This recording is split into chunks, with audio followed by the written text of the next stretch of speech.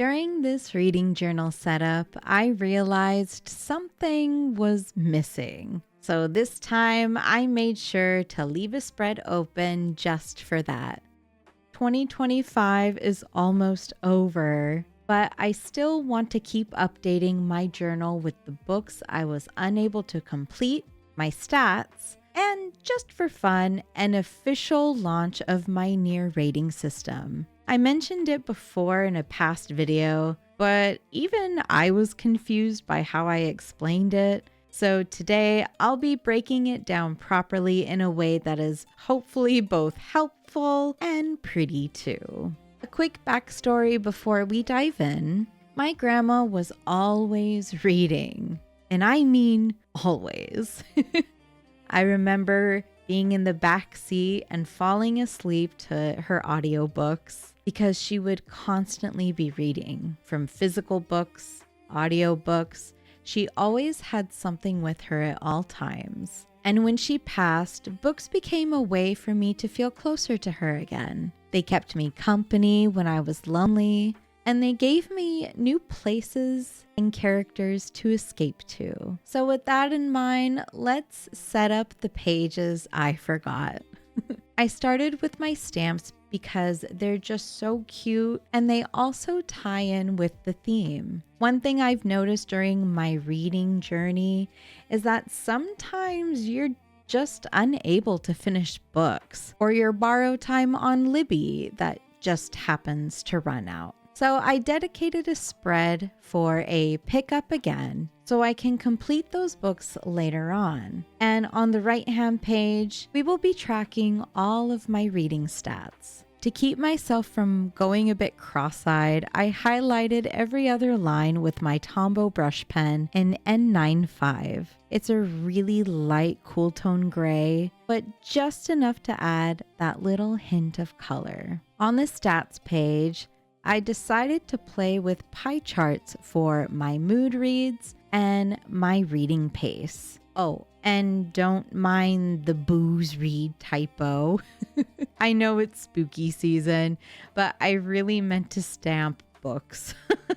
That's why after that, I stamped everything onto sticker paper. So if I messed up again, I can just swap it out.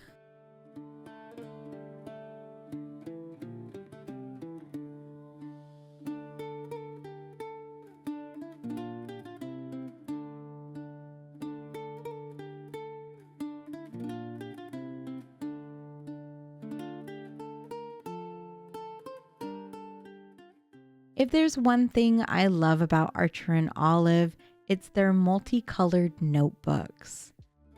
This one in particular is my favorite. I'm one of those who really love black, white, and gray aesthetics with an occasional pop of color, and this really has been such a nice piece of stationery to have.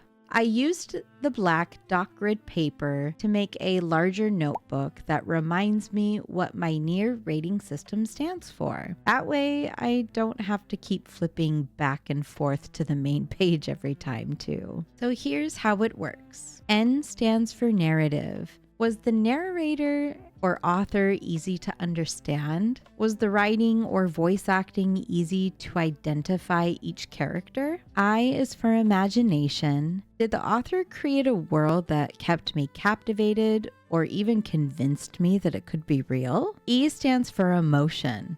Was I emotionally attached to the characters? And did the book make me ache, laugh, or cry? And lastly, R is for resonance. Did the book stay with me long after reading it? And would I read it again? Each one gets a score from 1 to 5. Then I total it up and divide it by the 4 categories. For example, Legends and Lattes by Travis Baldree received 3 in narrative, 2 in imagination, 1 in emotion, and 1 for resonance, for a total of 7 points.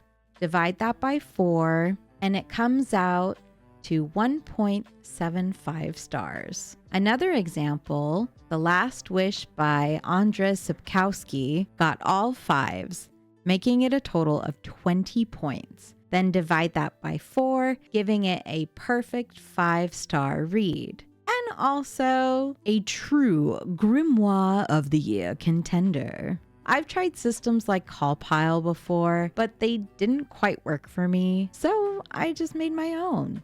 And this one feels more personal and flexible for how I like to read. On the back of the bookmark, instead of just decorating it, I wanted to dedicate it to my 5-star books. That way, when I move on to next year's reading journal, I'll have a little keepsake from my past favorites. Thanks so much for sticking around. And let me know if you decide to use my NieR rating system for your own reading adventures. I also want to take a second to thank you for helping my small journaling corner of YouTube. We've reached over 700 subscribers and we're still growing. I never thought my channel would grow with so many sweet members here, and you have me thinking of bigger, better things to come on this channel, such as live streams on YouTube, and perhaps a members only here as well. In time though. Again, thank you so much for being here and being creative with me, and I will see you in the near future.